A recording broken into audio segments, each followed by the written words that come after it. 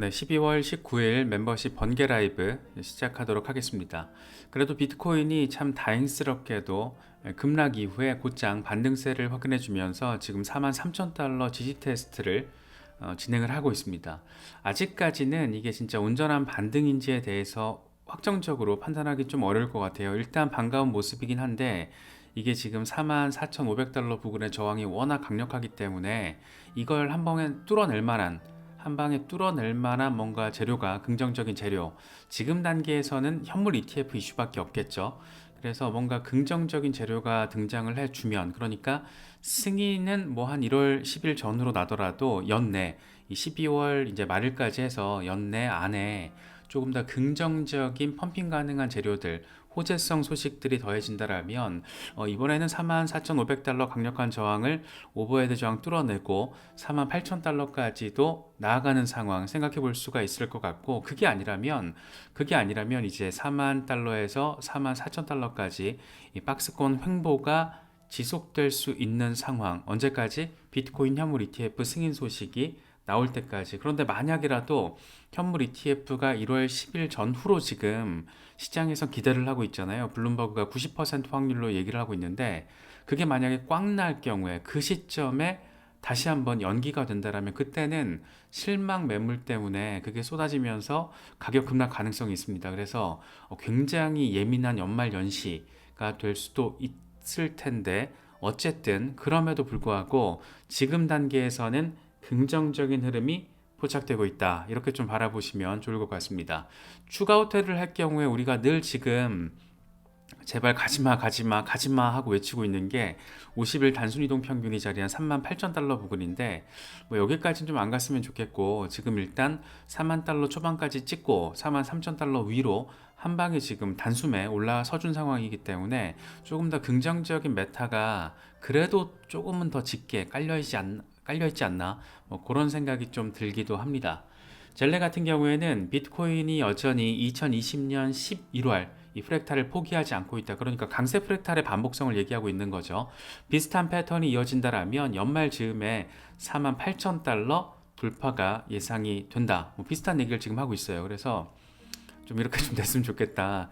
이 44,500달러, 45,000달러 좀 위에 올라서서 48,000달러까지 좀 내달려주면 이제 새해 단기 목표, 다시 말해서 새해 1월에 이제 비트코인 현물 ETF가 승인돼 준다라면, 그것도 동시다발적으로 여러 개가 승인돼 준다라면 그때부터는 전고 돌파에 대한 기대감이 굉장히 강력해질 겁니다. 뭐 샘슨 모어가 얘기하는 것처럼 며칠에서 몇 주 안에 뭐 100만 달러까지 갈 것이다, 그렇게 되면 좋겠지만 그거는 사실 조금 뭔가 너무 비현실적인 전폭적인 뭔가를 가지고 있는 느낌이잖아요. 물론 그렇게 되면 너무 좋겠지만, 그래서 그렇게까지 가지 않더라도 이슈 자체가 워낙 뜨거운 이슈여서 연말에 48,000달러 찍고 연초에 비트코인 현물 ETF 승인이 된다라면 어쩌면 우리가 생각하는 것보다 훨씬 더 빨리 전고 돌파 랠리를 바라볼 수 있지 않을까. 그렇게 6만 달러에서 7만 달러 구간의 어떤 가격을 보여주는 비트코인의 모습을 우리가 바라볼 수 있지 않을까 생각해 볼 수 있는 부분이죠. 크립토 타이탄 같은 경우에는 이런 얘기를 합니다. 지금 주간 차트인데 주간 차트에서 약세 패턴이 아예 없어, 완전 없거든, 이런 얘기 지금 하고 있는 거예요. 그래서 뭘로 봐도 지금 돌파하고 저항 테스트하고 지지받고 돌파하고 지지받고, 세상에 첫 번째 지지 성공, 두 번째 지지 성공, 그냥 가는 거야. 어디까지? 5만 달러, 4만 9천 달러 부근까지 가는 거야. 이걸 지금 첫 번째 타깃으로 제시를 해 놓은 겁니다. 그래서 반감기 전까지 5만 달러 도달 가능하다. 그러니까 비트코인 현물 ETF 이슈와 상관없이 반감기, 내년 4월로 지금 예정되어 있는 비트코인 반감기 이슈만 생각을 하더라도 5만 달러 도달 충분히 가능하다라는 얘기를 지금 하고 있는 겁니다. 이거는 비트코인, 이게 지금 4시간 차트거든요. 저희가 4시간 차트를 두 가지로 해석한 각각 다른 4시간 차트를 볼 건데, 일단 이건 크립토 로버가 올린 건데 W 패턴을 형성하고 있다라는 거예요. 그래서 지금 4만 달러에서 4만 1,000달러 부근을 온전하게 지지를 받아준다라면, 다시 말해서 43,350달러를 깨준다라면 46,000달러가 다음 타겟이 될 것이다 라는 얘기를 지금 크립토로버가 4시간 차트를 기준으로 이야기를 하고 있어요. 이건 지금 똑같은 4시간 차트인데 W 패턴이 아니라 하락 쐐기 패턴이 지금 잘 형성돼 있고 상단 저항을 뚫어냈기 때문에 추가적인 반등이 가능하다라고 지금 캡틴 파이빅이 이야기를 하고 있는 겁니다. 뭐 8%에서 10% 정도. 다시 말해서 이것도 45,000달러 전후로 지금 랠리가 단기간에 가능하다라는 얘기를 이 똑같은 차트를 가지고도 이렇게 좀 다른 패턴을 통해서 이야기를 하고 있는데, 공통점은 뭐냐면 추가 반등이 단기간에 이루어질 가능성이 매우 많이 높다, 이런 얘기를 지금 하고 있는 거고, 이런 얘기를 바로 정확하게 우리가 듣고 싶어하는 바로 그런 얘기다, 이런 점들 체크할 수 있을 것 같습니다. 이건 센티멘트 데이터인데 지금 개인 투자자의 비트코인 보유량이 최대치를 경신했다라는 겁니다. 이 소액 지갑 보유자들, 다시 말해서 비트코인을 한 개 1BTC 미만으로 보유하고 있는 보유자들이 11월부터 공격적으로 매집을 했다라는 거예요. 그래서 1BTC 미만 주소가 지금 가지고 있는 게 총량이 142만 BTC, 한 개에서 100개를 가지고 있는 주소수가 657만 개, 그리고 100개 이상의 BTC를 가지고 있는 주소수의 총 비트코인 양이 1157만 개. 여전히 고래들이 지금 시장을 주도하고 있다는 것도 함께 느끼면서, 동시에 개미들의 매집이 꽤 속도감 있게 지난달부터 진행되고 있다는 것을 우리가 이 데이터를 통해서 확인을 할 수가 있습니다. 이 포브스가 내년 전망을 내놨거든요. 5가지를 제시했는데 이 5가지 동향이 그냥 기본 기둥이라고 바라보시면 될 것 같아요. 그냥 기둥 5개가 박혀 있고 거기서 나머지 집을 얼마나 잘 견고하게 지어 올릴 수 있을 것인가, 그 재료들이라고 바라보시면 될 것 같아요. 그래서 첫 번째로는 비트코인 현물 ETF 이슈 말할 필요도 없고, 두 번째 비트코인 반감기, 세 번째 비트코인 현물 ETF 이슈와 비트코인 반감기가 시너지를 내면 밀레니얼 세대들, 더 어린 젊은 층의 세대들의 자금까지도 유입이 되는 게 굉장히 눈에 띄는 현상이 될 것이다 라고 이야기를 하고 있는 거고, 또 비트코인 오디널스가 최근에 굉장한 인기잖아요. 그래서 이거는 NFT의 활성화, NFT 시장이 다시금 내년에는 뜨거워질 수 있다.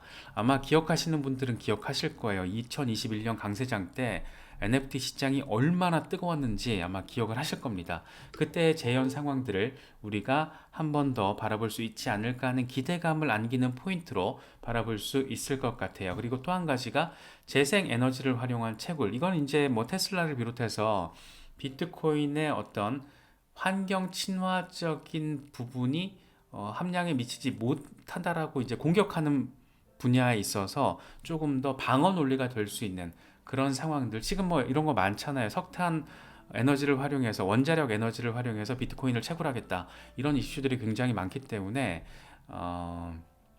우리가 생각하는 어떤 비트코인의 친환경 이슈도 조금 더 이전과는 다르게 긍정적인 어떤 모멘텀을 만들 수 있는 그런 시기가 될 수 있지 않을까, 이렇게 5번째로 포브스가 재생 에너지를 활용한 채굴, 이런 얘기도 하고 있습니다. 그래서 5가지 축이 굉장히 의미가 있고 기본 틀이에요, 기본 틀. 그래서 이 정도는 그냥 머릿속에 넣어주시면 좋을 것 같습니다.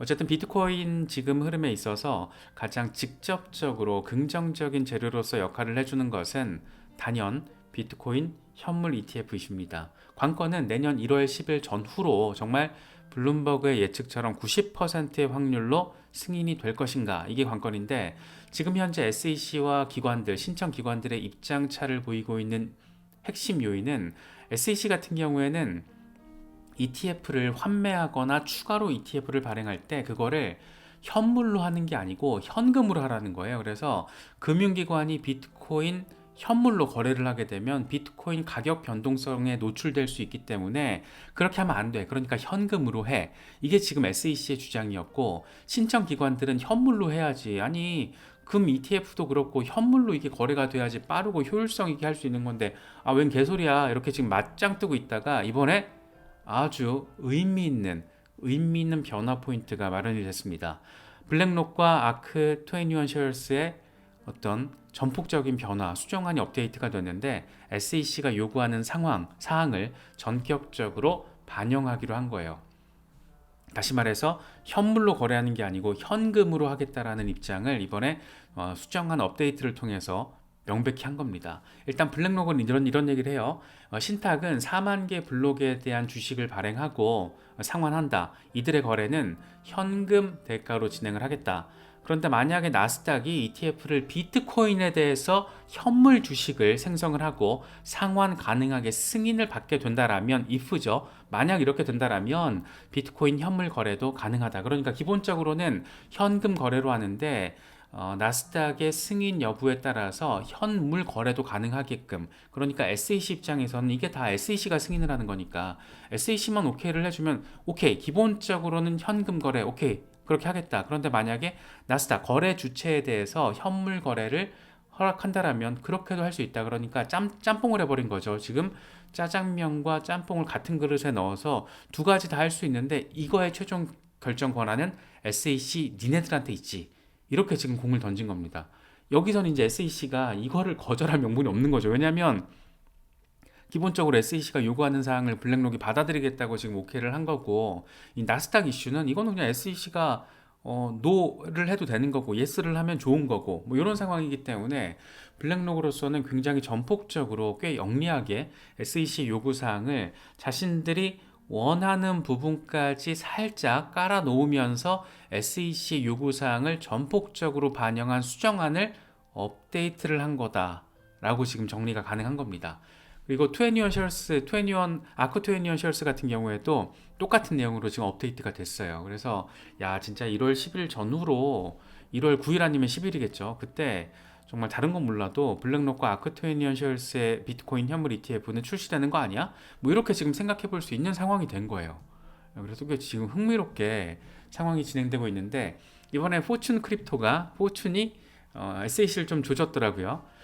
일반적으로 ETF에서는 현물 교환을 기본으로 한다. 그러니까 금 ETF만 봐라. 여기서도 볼 수 있듯이 현물 교환 방식이 훨씬 경제적이고 효율적이다. SAC는 이 투자자 보호를 목적을 이야기를 하면서 이 현금과 비트코인 교환 비용을 ETF 발행사가 부담을 하게끔 지금 하는 거다. 그런데 문제는 뭐냐면 ETF 발행사가 이런 비용 부담을 추가로 떠안게 되면 이게 결국에는 투자자에게 전가가 될 수 있다. 그러니까 SAC는 투자자 보호 목적으로 이런 걸 한다라고 얘기를 하고 있지만 결과적으로는 투자자들에게 부담이 전가된다. 이런 얘기를 하고 있어요. 그냥 게리 겐슬러 돌려가기 한 거죠. 그래서 포춘 크립토가 요즘에 상당히 크립토 친화적인 스탠스를 가지고 있고 이 포춘 크립토 별도의 크립토 분야 부문까지 지금 만들어서 기사를 쏟아내고 있죠. 상당히 크립토 친화적인 프렌들리한 기사들을 많이 내놓고 있고 특히 포춘이 지금 아주 자주 언급하는 기본 빵의 목록을 보면 비트코인, 이더리움, XRP예요. 그런 것도 조금 재미있는 뉘앙스로 바라볼 수 있지 않을까 생각이 됩니다. 그리고 포춘 크립토가 얘기하는 것 중에 또 재밌는 게 뭐냐면 SAC의 조치는 뭐 이해는 돼. 마켓 메이커들의 어떤 부정 행위를 최소화하기 위한 그런 의도로 해석이 가능해. 하지만 이게 실제 조작 가능성이 낮아. 왜냐하면 비트코인의 시총이 일단 전체 자산에서 10위. 지금 테슬라보다도 커졌고 메타 바로 밑이에요. 지금 어마어마합니다. 그러니까 일단 시세를 조작하기에는 사이즈 자체가 워낙 커졌기 때문에 SEC가 저렇게 이야기를 하는 건 사실 넌센스다. 개소리는 집에 갖다 놔. 뭐 이런 얘기 지금 하고 있는 거죠. 그래서 포춘 크립토가 상당히 작정하고 이번에 SEC 특히 게리 겐슬러의 어떤 이런 스탠스를 나름 꽤 논리적으로 비판을 했다, 돌려가게 했다 이렇게 좀 바라볼 수 있을 것 같고 이거 보니까는 정말 뭔가 비트코인 강세장이 오긴 오고 있구나, 이미 왔구나, 더 강해질 것만 남았구나 이런 생각이 드는 건 뭐 꼭 기분 탓만은 아닌 것 같습니다.